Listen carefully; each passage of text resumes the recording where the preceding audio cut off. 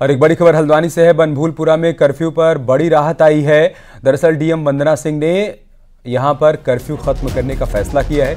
सोमवार से बनभूलपुरा में केवल रात का ही कर्फ्यू रहेगा। सुबह 5 बजे से रात 10 बजे तक फिलहाल कोई प्रतिबंध नहीं रहेगा। रात 10 बजे से सुबह 5 बजे तक ही कर्फ्यू रहेगा। 8 फरवरी को बवाल के बाद कर्फ्यू लगाया गया था, लेकिन अब कर्फ्यू में ढील दी गई है। अब यह तय किया गया है कि रात 10 से सुबह 5 बजे तक ही कर्फ्यू रहेगा। सुबह 5 से रात के 10 बजे तक लोगों को राहत रहेगी, घरों से बाहर निकल सकते हैं, खरीदारी कर सकते हैं। डीएम ने तमाम स्थितियों का अवलोकन करते हुए ये फैसला लिया है।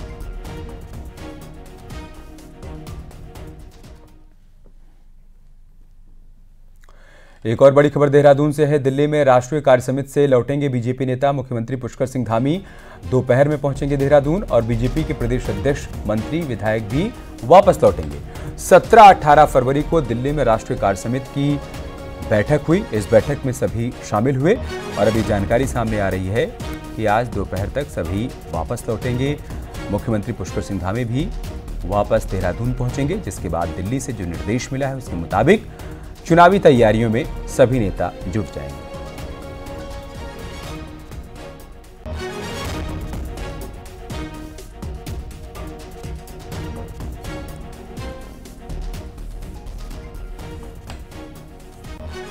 और इन तीनों ही बड़ी खबरों पर बातचीत करने के लिए हमारे सहयोगी दीपांकर इस वक्त हमारे साथ जुड़ चुके हैं। दीपांकर, सबसे पहले तो ये बताइए कि राज्य में मौसम को लेकर विज्ञान केंद्र की तरफ से क्या क्या अपडेट जारी किया गया है और क्या स्थिति है इस वक्त मौसम की? बिल्कुल अमित, क्योंकि मौसम एक बार ये लगने लगा था कि अब सर्दी खत्म होगी, लेकिन फिलहाल 4 दिन मौसम बदलने के यहाँ पर पूरे आसार हैं। देहरादून में अगर बात करूँ तो बादल छाए हुए हैं। बाकी अगर सीमांत डिस्ट्रिक्ट जो है, चमोली, उत्तरकाशी, वहाँ पर बर्फबारी और बारिश की खबरें हैं। खासतौर पर गंगोत्री, यमुनोत्री, बद्रीनाथ, केदारनाथ जो 4 धाम है, 3500 मीटर के हाइट वाले जो इलाके हैं, वहाँ पर बारिश बर्फबारी के पूरे आसार है। बद्रीनाथ से खबरें भी हैं कि वहाँ पर बर्फबारी इस वक्त चल रही है। बाकी इसी तरह कुमाऊं मंडल के जो पहाड़ी जिले हैं वहाँ पर भी मौसम बदलेगा और 21 और 22 फरवरी को पूरे प्रदेश में एक बार फिर से ठंड बढ़ेगी।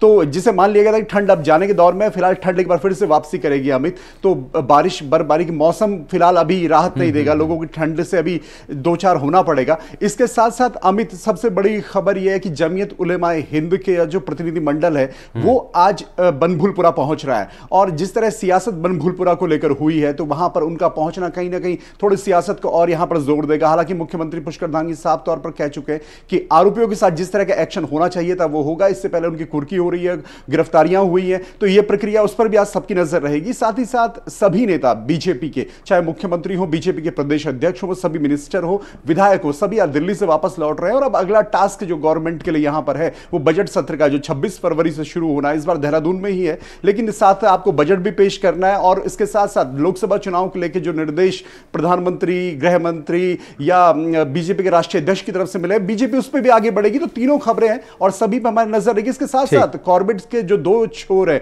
एक कोटद्वार का और एक रामनगर का, वहां पर बाघ का आतंक है। तो हमारे आगे सहयोगी अनुपम और बताएंगे कि क्या वहां पर स्थितियां हैं। अमित, बहुत बहुत शुक्रिया दीपांकर, आपका हमारे साथ जुड़ने के लिए और जानकारी हम तक पहुंचाने के लिए।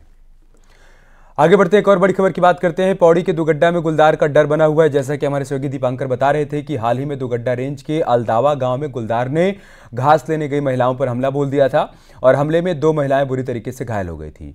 वहीं एक बार फिर से गुलदार ने एक बुजुर्ग को यहां पर हमला किया। उन पर बताया जा रहा है कि गनीमत रही कि बुजुर्ग के साथ 2 और युवक के शोर मचाने के बाद गुलदार मौके से भाग गया। वहीं मामले में डीएफओ लैंसडाउन नवीन पंत का यह कहना है कि गुलदार के बढ़ते हमलों को देखते हुए वन विभाग की ओर से गांव के पास गश्त लगाई जा रही है। इसके साथ ही ग्रामीणों को भी अलर्ट रहने की जरूरत है। इस संबंध में हम जागरूक कर रहे हैं और जहां पर इस तरह की घटनाएं घटित हो रही हैं, ऐसे स्थलों पर गश्त बढ़ा रहे हैं और इसी तरह से फिलहाल मानव वन्यजीव संघर्ष पर रोकथाम लगाने का प्रयास चल रहा है। एक और बड़ी खबर रामनगर से है, जहां पर कल टाइगर रेस्क्यू कर रही वन विभाग की टीम से बदसलूकी का आरोप लगा है। ग्रामीणों ने वन कर्मियों पर पथराव कर दिया था और साथ ही जंगल में जो पिंजरा लगाया गया था उसे पलट दिया। पुलिस के पहुंचने पर ही मामला शांत हुआ। आपको बता दें कि शनिवार को बाघ के हमले में एक महिला की मौत हो गई थी, जिसके बाद से ग्रामीण नाराज चल रहे थे।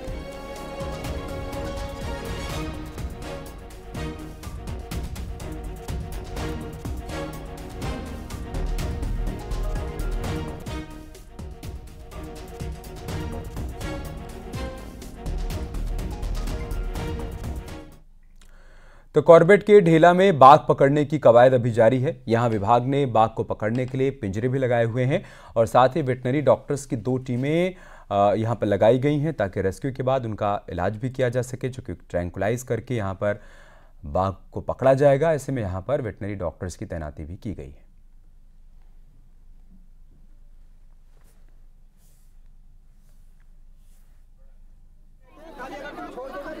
तस्वीरें हम आपको दिखा रहे हैं जिस तरीके से कॉर्बेट के आसपास के इलाकों में बाघ का आतंक मचा हुआ है। ऐसे में लोगों की तरफ से जहां एक तरफ मांग की जा रही है कि गश्त बढ़ाई जाए, बाघ को पकड़ा जाए ताकि बाघ और गुलदार के हमलों से लोगों को बचाया जा सके, तो ऐसे में वन विभाग की तरफ से यहाँ पर पिंजरा भी लगाया गया है और साथ ही साथ ये कोशिश की जा रही है कि जब बाघ को ट्रैंकुलाइज कर पकड़ा जाए तो उसके बाद वेटनरी डॉक्टर्स की टीम भी यहाँ पर मौजूद रहे ताकि उनका इलाज भी हो पाए और उसके बाद ले जाकर उनको जंगल सफारी में छोड़ा जाए।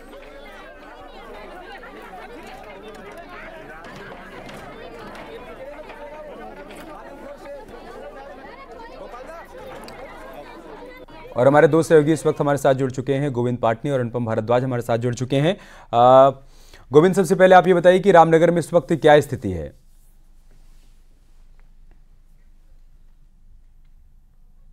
ये घटना हुई थी ढेला जो गांव है उसके पास, वहां पर स्थिति तनावपूर्ण भी कही जा सकती है। आज भी कुछ लोगों ने अल्टीमेटम किया है कि 12 बजे तक अगर टाइगर ट्रैंकुलाइज नहीं किया गया, उसको पकड़ा नहीं गया, तो वो 2 बजे से ढेला और खिन्ना का गेट बंद करा देंगे और वहां पर धरने पे बैठ जाएंगे। इसके साथ साथ मैं बताना चाहूंगा कि कॉर्बेट प्रशासन अपनी तरफ से प्रयास कर रहा है। उसने वहां पर पिंजरे लगाए हुए हैं। वेटनरी डॉक्टर जो एक कॉर्बेट के हैं, इसके साथ साथ तराई से भी वेटनरी डॉक्टरों की टीम को बुलाया गया है। 2 वेटनरी डॉक्टर यहाँ पर लगे हुए हैं जो उसको ट्रैंकुलाइज करेंगे। 18 लोग इन दोनों टीमों में हैं जो इनको ट्रैंकुलाइज करने के बाद उसको उठा करके पिंजरे में रखने का काम करेंगे। तो इस तरह से 2 टीमें लगाई हुई हैं, वो कोशिश कर रहे हैं, लेकिन साथ में लोगों का दबाव भी है कि इसको जल्द से जल्द पकड़ा जाए, यहाँ से हटाया जाए। और इसमें एक जो दूसरा संगठन है संयुक्त संघर्ष समिति, उन्होंने भी चेतावनी दी है कि 3 दिन के अंदर अगर बाघ नहीं पकड़ा गया तो चौथे दिन से वो कॉर्बेट के सारे गेट बंद कर देंगे। थी अनुपम, आपके पास क्या अपडेट, क्या जानकारी है? देखिए, यहाँ पे बाघ का फिलहाल आतंक तो नहीं है, लेकिन गुलदार जो सबसे बड़ी समस्या बनती जा रही है। पूरे लैंड रोड जो डिवीजन है, सबसे ज्यादा दिक्कत है लेपर्ड की, और आए दिन लेपर्ड लोगों पे हमला कर रहा है। लोगों का गांव से बाहर निकलना बड़ा मुश्किल हो गया है। अल्दावा में भी 2 महिलाओं पे जो घास लेने गई थी उन पे अटैक गुलदार ने करा था। उसके बाद एक बुजुर्ग पे फिर हमला किया है और इस तरीके से कई बार इस तरीके से हमले होते रहते हैं आए दिन। अब जैसे बरसात आती है और झाड़ियां जिस तरीके से गांव के आसपास हो जाती है, तो इसके बाद फिर गुलदार का और भी जो हमला है वो और तेज हो जाता है। तो कह सकते हैं ये पूरा जो इलाका है दुगड्डा का, ये गुलदार प्रभावित इलाका है। हालांकि वन विभाग ये कह रहा है कि गश्त कर दी गई है, लेकिन गश्त से कुछ होने वाला नहीं है, क्योंकि जिस तरीके से हम खबरें भी देख रहे हैं, सूचना आ रही है कि लगातार जो गुलदार है वो सभी जगह एक्टिव है। कई जगह ऐसे है, कभी कोटद्वार के आसपास गुलदार दिखाई देता है, सने के आसपास दिखाई देता है। इसके अलावा दुगड्डा हो गया, यमकेश्वर हो गया, द्वारिखाल हो गया, और लैंसडाउन, खासतौर पर जो लैंसडाउन है और कैंट एरिया है या सेना के जो छावनी परिषद का जो इलाका है, वहां पर भी गुलदार एक्टिव हमेशा दिखाई देता है। और गश्त की बात कही जाती है, लेकिन फिलहाल जो राहत लोगों को है वो मिलती नजर नहीं आ रही है। तो पूरा इलाका जो है लैंसडाउन डिवीजन का वो गुलदार प्रभावित इलाका हो चुका है। जी ठीक है, बहुत शुक्रिया आपका हमारे साथ जुड़ने के लिए, जानकारी हम तक पहुंचाने के लिए। दरअसल कॉर्बेट टाइगर रिजर्व से लगे गांव में बाघों के हमले लगातार जारी हैं, जिसमें कई लोगों की जान भी चली गई है और पूरे इलाके में दहशत का माहौल है।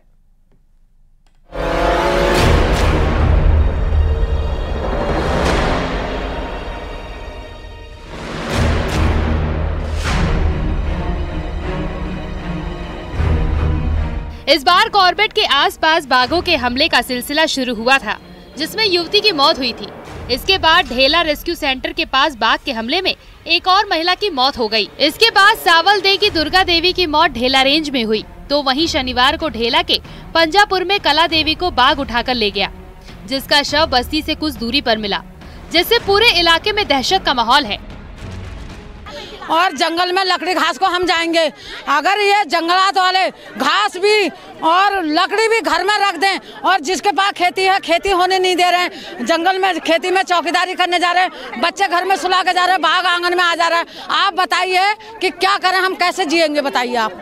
सबसे पहले डर ये तो है, जो बच्चे हैं वो यहाँ पे मैदान में आए दिन क्रिकेट खेलते हैं, स्कूल जाते हैं, आने जाने की जो बच्चों काफी उनके में खौफनाक एक वो बैठा। अभी परसों बीच में महिला के घर के बाहर से बाघ बैठा था, वो रेंजर ऑफिस जाकर के उसने बोला कि मेरे वहाँ बाघ आया, तो उन्होंने उसके बाद भी उसकी कोई कार्रवाई नहीं करी। इलाके में आदमखोर बाघ के हमले में 4 महिलाओं के मौत के बावजूद बाघ को पकड़ा नहीं जा सका, जिससे लोगों में कॉर्पोरेट प्रशासन को लेकर खासा आक्रोश है। मैं पटरानी भी गया, मैं आमपोखरा भी गया, मोहान इसलिए नहीं जा पाया कि सुबह ही टाइगर पकड़ा गया था, लेकिन जो महिला हुई थी उनके परिवार वालों से मैं मिला था। हाँ, सांवलदे वाले में मैं नहीं जा पाया था क्योंकि मैं यहाँ था नहीं। तो अभी हमारे पास लगभग 18 लोग लगातार उस क्षेत्र में बने हुए हैं, 2 टीम्स के माध्यम से, जो लगातार इस टाइगर को मॉनिटर कर रहे हैं और इसके रेस्क्यू की कार्रवाई हम लोग कर रहे हैं। एक हमारा आपके माध्यम से अनुरोध ये रहेगा कि इस क्षेत्र में कल रात भी टाइगर की कॉल हुई है। कॉर्बेट में बढ़ते बाघ अब गाँव वालों के लिए परेशानी का सबब बन गए हैं। ऐसे में बाघों की निगरानी और दूसरे उपाय के बारे में कॉर्पोरेट प्रशासन को सोचना होगा। न्यूज़ 18 के लिए रामनगर से गोविंद पाटनी की रिपोर्ट।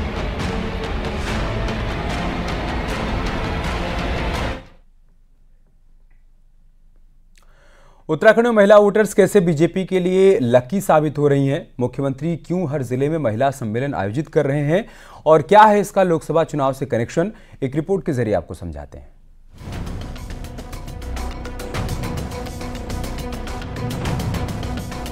यूनिफॉर्म सिविल कोड हो या फिर मुख्यमंत्री के जिलेवार दौरे, बीजेपी के फोकस पर मात्र शक्ति है। महिलाओं को लखपति दीदी बनाने से लेकर जिलों में महिला प्रधान मेले आयोजित करने और इन मेलों में मुख्यमंत्री की बढ़ चढ़ कर भागीदारी, सरकारी नौकरी में 30% आरक्षण, महिलाओं को सशक्त बनाने की दिशा में कुछ ऐसे ही प्रयास हैं, जिनसे बीजेपी को लोकसभा चुनाव में जीत की उम्मीद है। पार्टी की जीत में महिला वोटर्स का बड़ा कनेक्शन बीजेपी मानती है। दरअसल बीजेपी का मानना है कि उत्तराखंड में जैसे जैसे महिलाओं का वोट प्रतिशत बढ़ा, बीजेपी वैसे वैसे जीत दर्ज करती चली गई।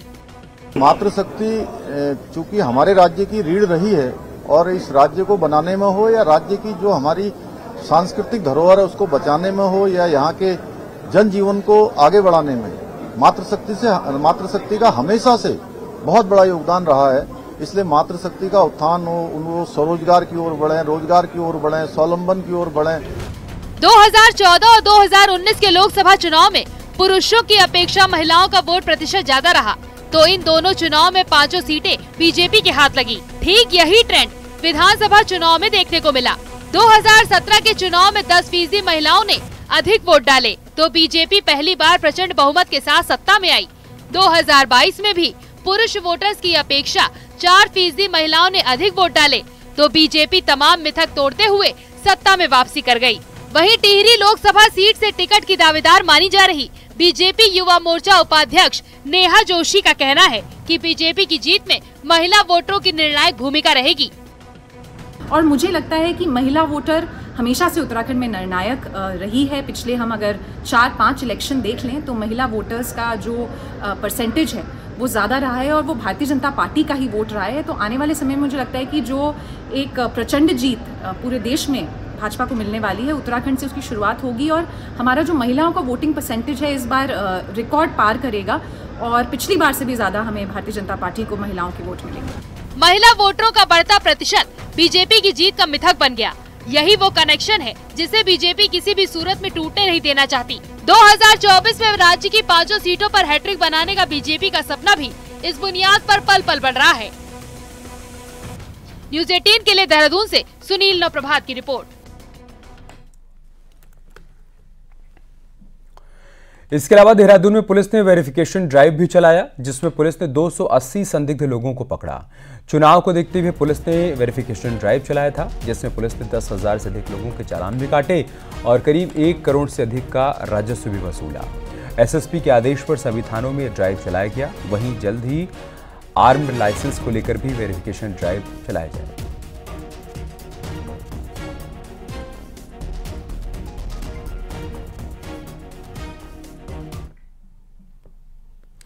खबर हल्द्वानी से है। बनभूलपुरा कांड के फरार नामजद आरोपियों की कुर्की रात में जारी रही। रविवार को एजाज कुरैशी के घर पर कुर्की की गई। एजाज 8 फरवरी से ही लापता है। अभी तक 6 आरोपियों की कुर्की हो चुकी है और रात भर कुर्की का एक्शन यहां पर देखने को मिला है। 8 फरवरी के बाद से नामजद आरोपी फरार चल रहे हैं।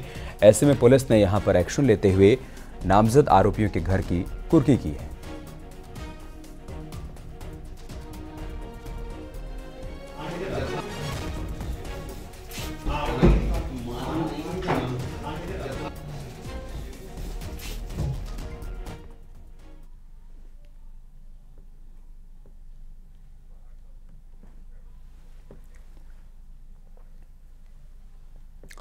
और चलिए तेज रफ्तार के साथ देखते हैं पहाड़ की 10 बड़ी खबरें। पिथौरागढ़ की दारमा घाटी की उपेक्षा से नाराज ग्रामीणों ने मुख्यालय में प्रदर्शन किया। दारमा घाटी को जोड़ने वाली रोड और पुल लंबे समय से खराब है। चमोली के पोखरी के नौली धोती मार्ग को लेकर 40 से अधिक जनप्रतिनिधियों का 9वें दिन भी धरना जारी है। रविवार को क्षेत्रीय विधायक राजेंद्र सिंह भंडारी ने धरने को अपना समर्थन दिया। रुद्रप्रयाग में विकास भवन में जब उपनल कर्मी धरने पर बैठे, इस दौरान केदारनाथ विधायक शैला रानी रावत भी वहां पर पहुंची और फिर कर्मियों को सुझाव भी दिया। अल्मोड़ा में जलवायु परिवर्तन और हिमालय क्षेत्र में प्राकृतिक संसाधनों की स्थिरता पर सेमिनार का आयोजन किया गया, जिसमें ग्लोबल वार्मिंग के तहत होने वाले परिवर्तनों पर चर्चा हुई। नैनीताल में लाभार्थी कार्यशाला बैठक का आयोजन हुआ, जिसमें 1 मार्च से 5 मार्च तक सभी लाभार्थियों के घर पहुंचने और उनको विकास से जोड़ने की बात कही। बोर्ड परीक्षाओं के मद्देनजर हरिद्वार में पुलिस प्रशासन ने शादी और पार्टियों में देर रात तक बजने वाले डीजे को लेकर एडवाइजरी जारी।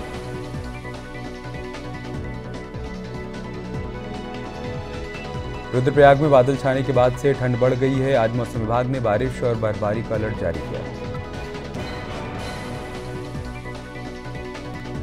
बागेश्वर में मतदाता जागरूकता अभियान के तहत ओपन क्रॉस कंट्री दौड़ प्रतियोगिता का आयोजन हुआ, जिसमें ज्योति मेहता और लक्की गड़िया ने प्रथम स्थान हासिल किया।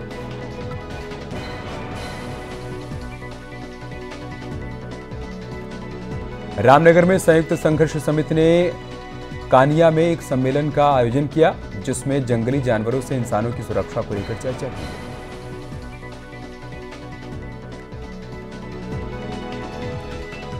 टिहरी में पर्यटन के तहत 2200 करोड़ की लागत से टिहरी झील और आसपास के क्षेत्र का डेवलपमेंट होना है, जिस पर फाइनल रिपोर्ट के बाद डीपीआर तैयार है।